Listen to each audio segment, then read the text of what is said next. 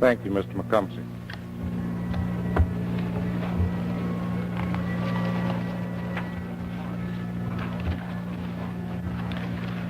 You know, there's a feeling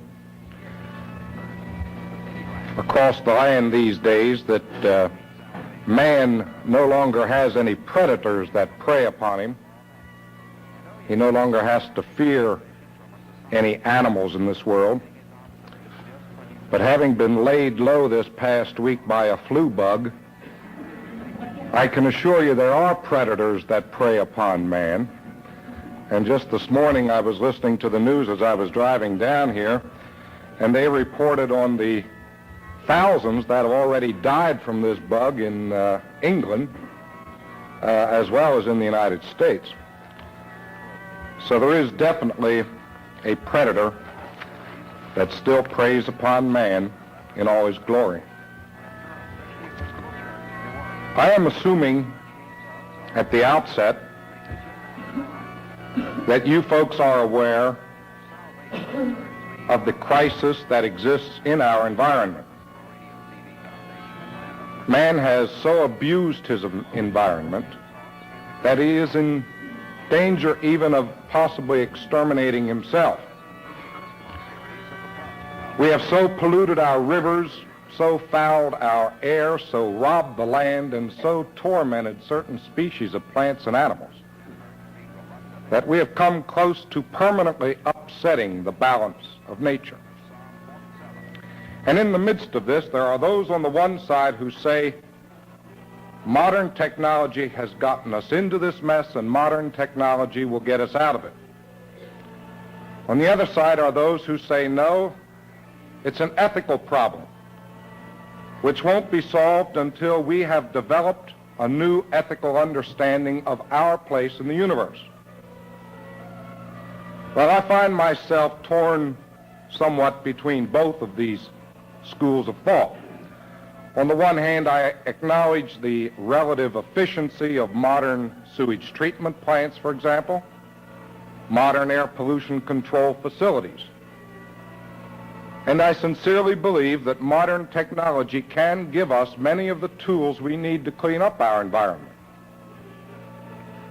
But I also know that most of those facilities are installed, maintained, and used under the compulsion of law. And so I say to myself, all right, suppose 5 years from now, or perhaps 20 years from now, when we're concerned with some other crisis, suppose at that time these laws are no longer enforced. Then what will happen? And I conclude that if that ever comes about, then these pollution control facilities will no longer be installed, will no longer be used. Unless, and to me, this is the key, unless by that time we have developed an ethic that makes it morally wrong for anyone to contaminate the environment. I was reminded of this just a couple weeks ago when I read an article in the newspaper about a Gallup poll that was taken during World War II concerning the use of poison gases. Americans were asked whether they would approve the use of poison gases against Germany or against Japan if it would save American lives. Now, this was done in 1944, when the war was at one of its most critical stages, and when anti-German and anti-Japanese feeling was quite high in this country. Do you know what the result was? 23% said that they would favor the use of poison gas against Germany if it would save American lives. 24% said they would favor the use of that weapon against Japan. Now, I find this remarkable, looking back on it.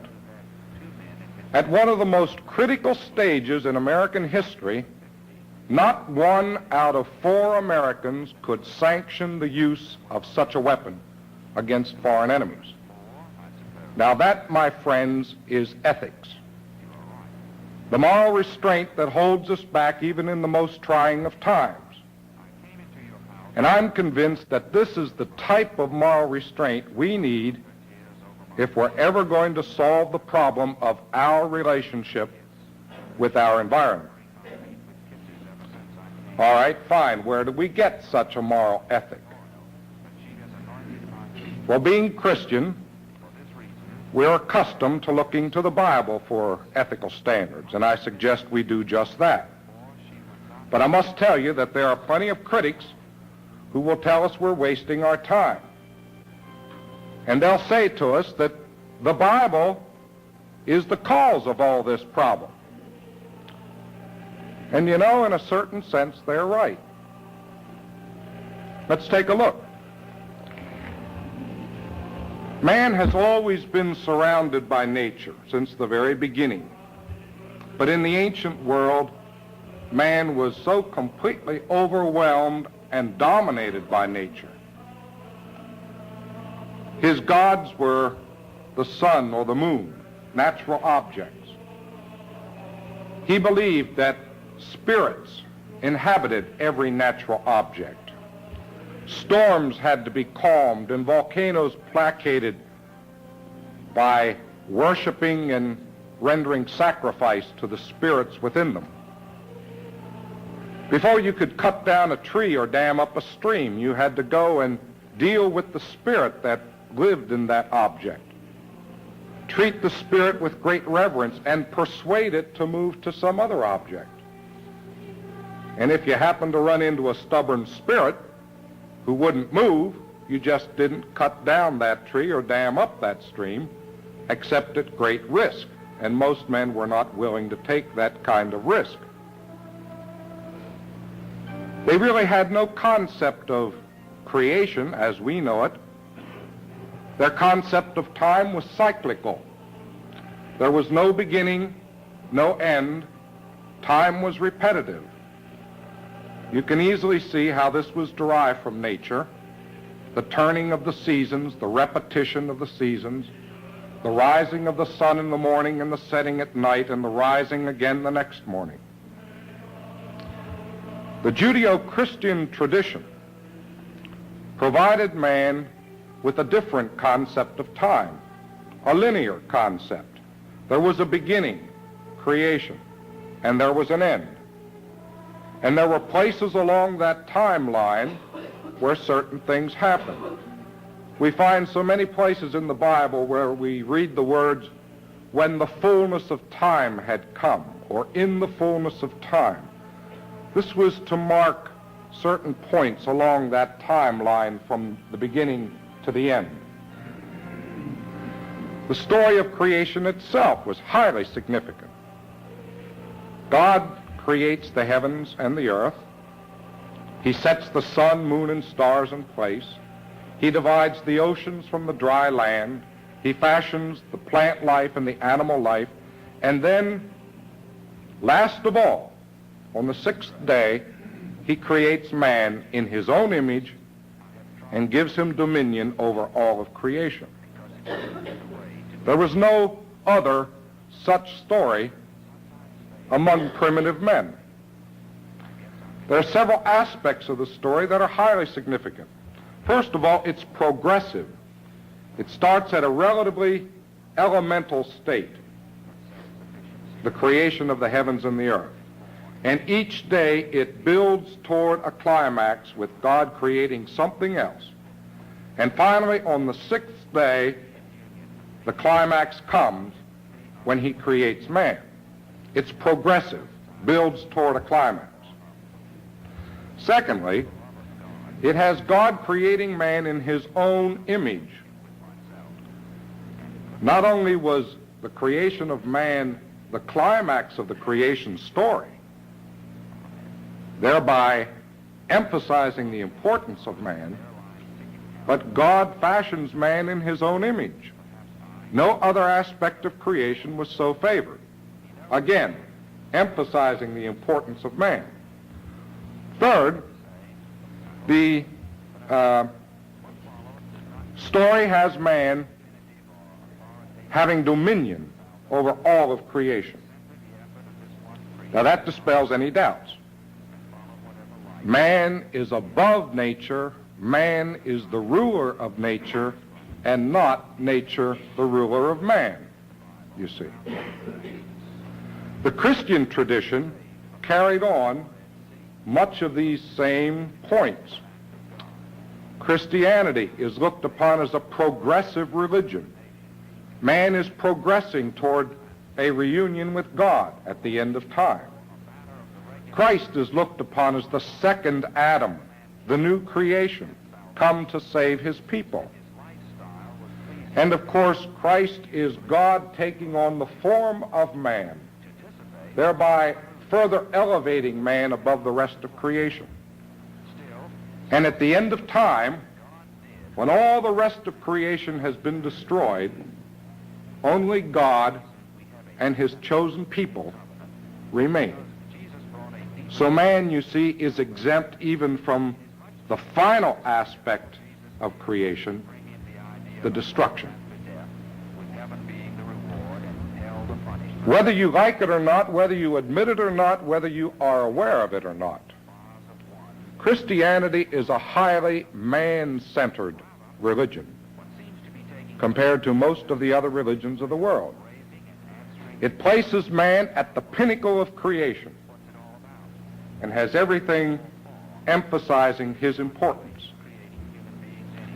Now you can understand the impact that this philosophy, this concept of man, had upon people in the ancient world who were so overpowered by nature, who looked upon themselves as being insignificant, helpless cogs in this great mechanism. And it is that view of man that really sparked the rise of Western civilization. You see, man no longer had to worry about a spirit inside a tree. He could just go and cut the tree down without having to worry about that. Or he could dam up the stream, and he didn't have to worry about that either. He didn't have to deal with these spirits. Besides that, a Christian man was generally an activist. He was working his way toward salvation, toward this reunion with God at the end of time.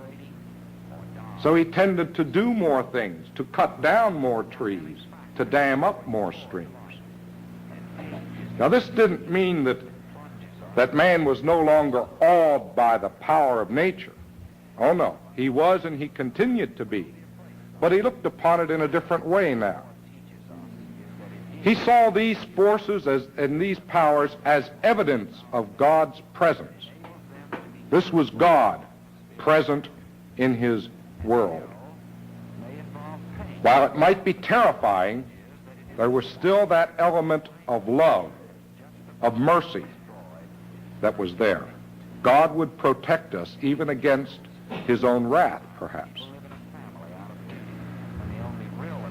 But it encouraged men to want to know more about these forces of nature. How did God do it? What was his secret? Now this, in a very real sense, is scientific inquiry, and that's exactly what it was. But it was also theological.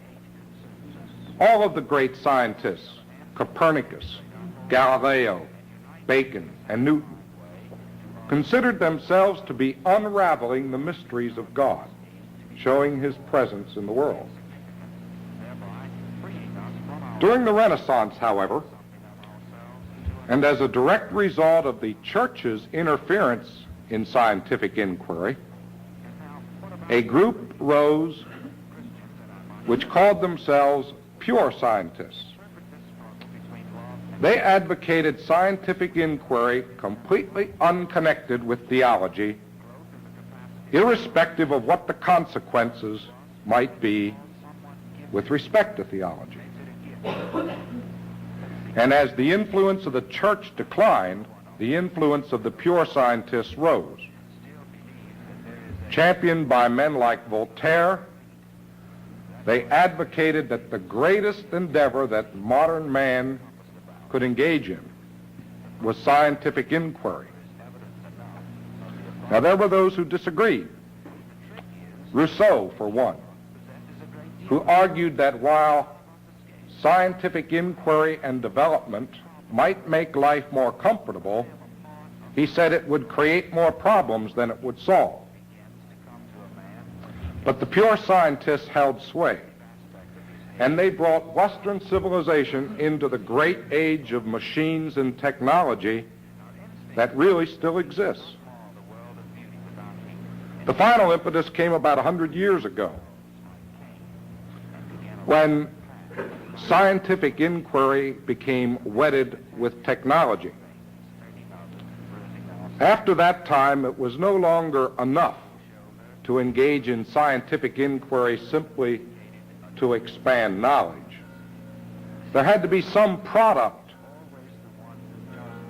some practical effect of all of this endeavor.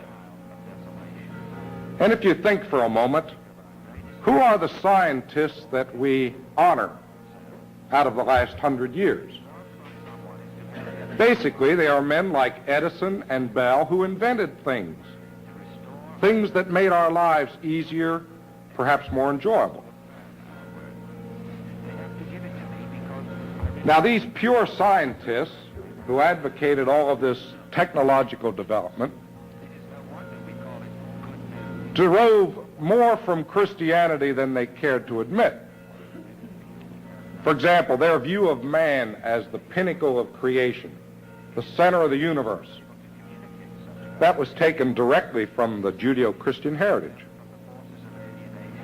Their view of progress, that man must continually progress, and that progress in itself was good, this too was taken directly from the Judeo-Christian heritage.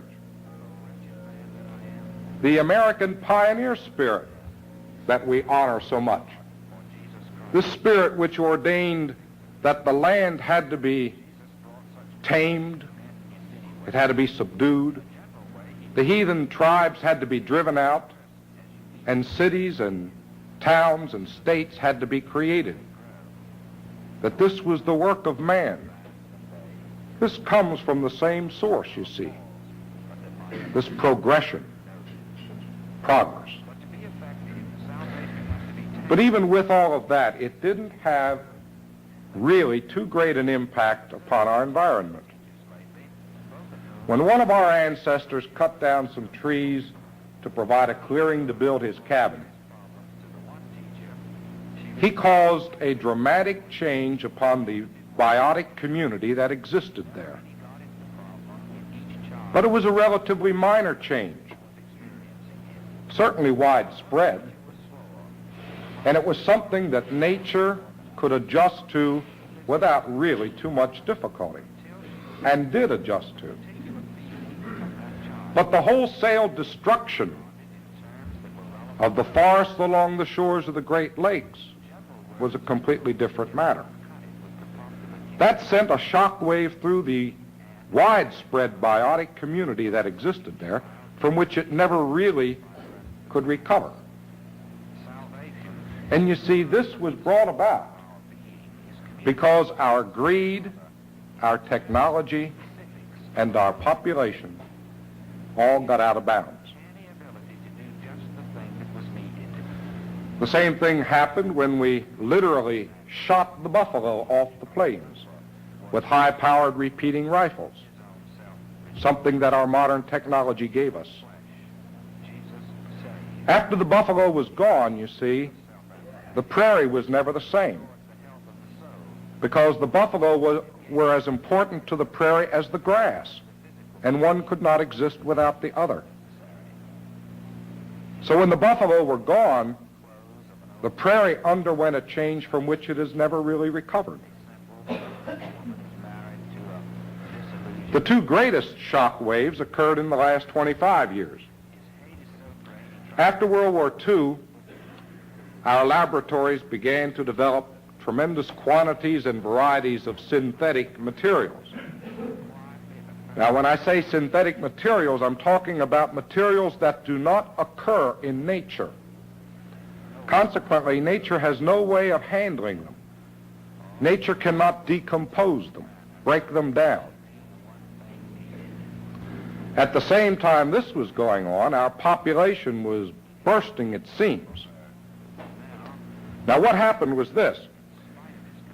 We were introducing into our environment tremendous concentrations of natural waste, waste that nature was familiar with, but also tremendous concentrations of synthetic waste, waste that nature was not familiar with and had no way of handling. As a result, nature could not handle it at all. There was no way. And so we have reached the point, you see, where the streams, the air, and the land are so saturated with our waste that we have the problem. And how did this happen? A burgeoning population was one thing. This concept of man's dominion of his environment is another thing. The philosophy of a built-in obsolescence in our economy, so that you had to throw things away and buy something new. And also the philosophy that our gross national product had to continually rise, or else we had problems. Now that's where we are. And that's how we got here. Now, is there an ethic in the Judeo-Christian heritage that will serve us in this dilemma? I think there is. And I believe that it's nothing new. I think it's been there all along, part and parcel of the whole, and we've simply ignored it. What I'm talking about is the concept of Christian stewardship. Now, that's a much overworked word in our congregations. Every fall we have a stewardship campaign and we ask people to commit their money and their time and their talents to the work of the church. And that's fine. But the concept of Christian stewardship is a great deal broader and deeper than that. It goes much further. Christ talked about it in his Sermon on the Mount. It's recorded by St. Luke. He said, "Who is the trusty and sensible man whom his master will appoint as his steward to manage his servants and issue their rations at the proper time?" Note the work of the steward. Manage the servants, issue the rations at the proper time. Caring. Happy that servant who is found at his task when his master comes. I tell you this, he will be put in charge of all his master's property. But if that servant says to himself, "The master is a long time coming," and begins to bully the men servants and maids and eat and drink and get drunk. Notice the description of the bad steward, abusing his master's property, wasting it. Christ says, when that happens, then the master will arrive on a day that servant does not expect, at a time he does not know, and will cut him in pieces. Thus he will find his place among the faithless. And finally, Christ sums it all up by saying, where a man has been given much, much will be expected of him, and the more a man has had entrusted to him, the more he will be required to repay. That's Christian stewardship. It's mentioned also in Paul's letter to Titus, where he says, "For as God's steward, a bishop must be a man of unimpeachable character. He must not be overbearing or short-tempered. He must be no drinker, no brawler, no money grubber, but hospitable, right-minded, temperate, just, devout, and self-controlled." That's God's steward. And in 1 Peter, he says, "Whatever gift each of you may have received, use it in the service to one another, like good stewards dispensing the grace of God in its varied forms. Good stewards dispensing the grace of God. This is the concept I'm talking about.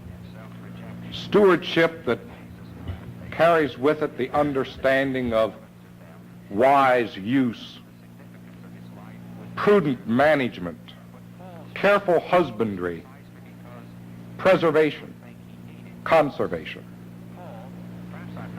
And if we begin to think of ourselves as stewards of God's creation, tending it, making it productive, and preserving it, it seems to me we will also accept the concept of our accountability for what goes wrong with that creation. I'm convinced, my friends, that God will hold us accountable for his creation. And if that is true, then we had better pray that that day of accounting is not near, because there is a lot to do before we can ever hope to repay it. And isn't that what Christ said? He who has been entrusted with much will have much to repay.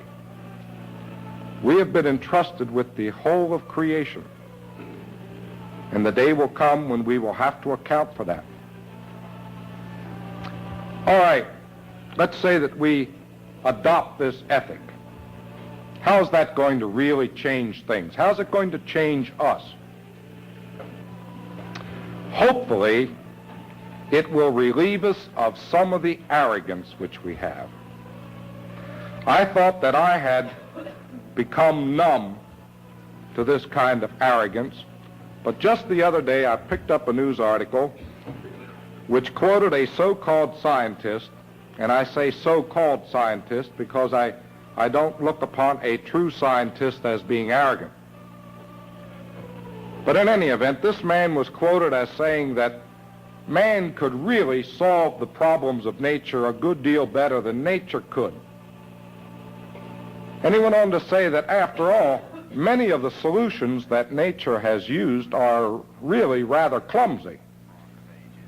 He cited as an example the life cycle of the lemming. Now, for those of you who are not familiar with this rodent-like animal, it has a rather strange life cycle. It lives up in the Arctic, and its major problem is one of population. It reproduces at a fantastic rate, and after a period of a few years, the population has completely outstripped the food supply. At that point, the lemmings enter upon a mass migration across the land to the sea, where most of them simply jump in the water and drown. Not all of them. Some survive and go back, and the cycle starts all over again. Well, I began to think about this and ask myself, what would man do about that problem that would be better than nature's solution? And I looked at it and I said, well, how has man controlled his own population problem? And of course, the first thing came into my mind was war. We've killed off millions in wars, and still do. Just in this century, we've had 2 wars which everybody says were major, and God knows how many that were not major. Then, of course, I thought of epidemics of disease. And since I was suffering from the flu at that time, that came to mind too. And I wondered how many countless millions of people have died from epidemics. Now, pretty much they are the poor, the persons who don't have the knowledge or the money to get the kind of medical help that most of us can get. And then I thought about the machines that we've built, like the automobile. How many millions have been killed by the automobile? And how many millions have been killed making automobiles and making highways on which to drive automobiles? Well, in any event, I reached the conclusion that man's solution to his own population problem is no better than nature's solution to the lemmings. And of course, in some respects, it may be worse because nature does not consider the lemming to be the zenith of all creation. Well, you see, this is the type of arrogance I'm talking about. This arrogance that we know so much better than the natural world. We're so smart. We have such tremendous knowledge, you see. Hopefully, and I'm not convinced that this will ever happen, but hopefully, if we adopt this concept of Christian stewardship, hopefully we will lose our arrogance. We will come to respect nature. We will want to learn nature's secrets, hoping to find solutions to our problems there. Hopefully. Hopefully also we will learn to make decisions as far as the environment is concerned on grounds other than economic. You know, so much of the decisions that we make are based on economics. It has to be profitable. It has to be cheap. It has to be worthwhile from an economic standpoint. The only problem with that when you're dealing with the environment is that so little of nature has economic value.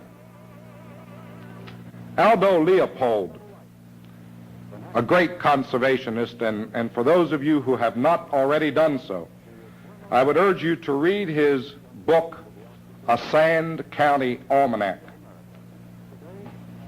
The insight this man has into the natural world and into us is fantastic. But in any event, Aldo Leopold says that only 5% of nature has economic value.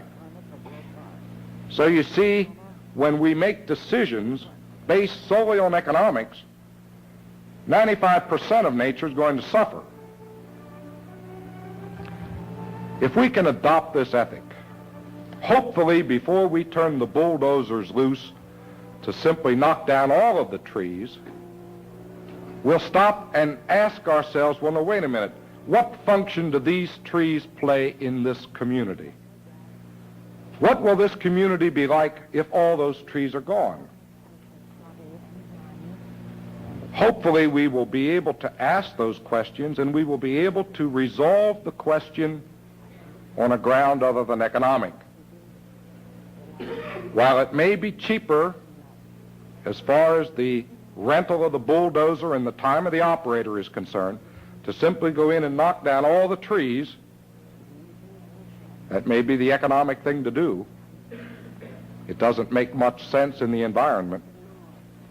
It takes a little longer to go through and knock down only those trees which are necessary in order to permit the building that's going to go there. What is the economic value of a songbird? You really have to strain to find one. And sometimes we do strain because we feel compelled to justify things on the grounds of economics. I hope the day will come when we can ask ourselves the question, well, what would this community be like without songs and without beauty? And if we can reach that point and answer those questions on grounds other than solely economic, then I'm convinced that we're going to live in harmony with our environment, a much happier existence because of that harmony, and nature will have nothing to fear from man. I wish that day were here now. Now we have a few minutes left for questions if you'd like. I don't profess to be an expert on this sort of thing, but I'll do my best to answer whatever questions you may have.